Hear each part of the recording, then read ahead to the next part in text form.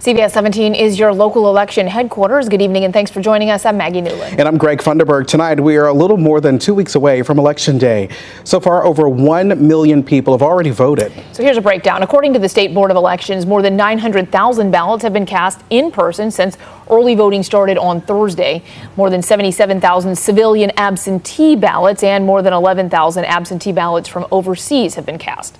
CBS 17's Mariah Ellis talks with voters about the big push from candidates and supporters leading up to Election Day. A crowd gathering outside Smith Temple Baptist Church Sunday afternoon, welcoming former President Bill Clinton. It could be here, in this town, in this crowd, that determine the next presidency.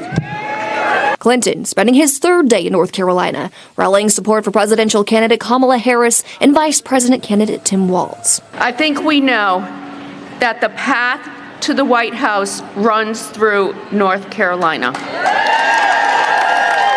He did the job, so he knows the job.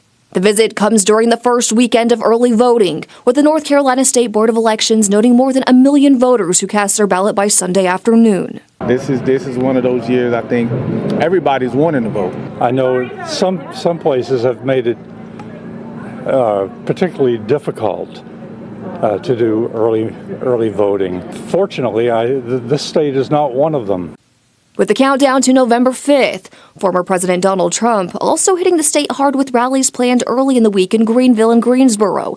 Wake County voters say they're aware of the campaign battleground, with candidates fighting for the state's 16 electoral votes. The reality is that North Carolina will always be in play just because of the fact that this is one of the fastest growing states in the country. We're glad to see candidates take us seriously, come visit us, and so we can hear what they got to say. Grady Bussey, a community organizer, believes voters are also prioritizing this election. Bussey sharing this video of more than 300 people marching to Chavis Memorial Park Sunday afternoon to cast their early vote. The event organized by local churches and community organizations.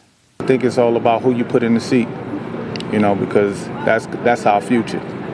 And with our kids coming up behind us and we're raising them, I think this is a great opportunity to show them as well, how much it means. Right. And that was Mariah Ellis reporting. Early voting continues through November 2nd. You can find information on early voting sites near you on our website, cbs17.com.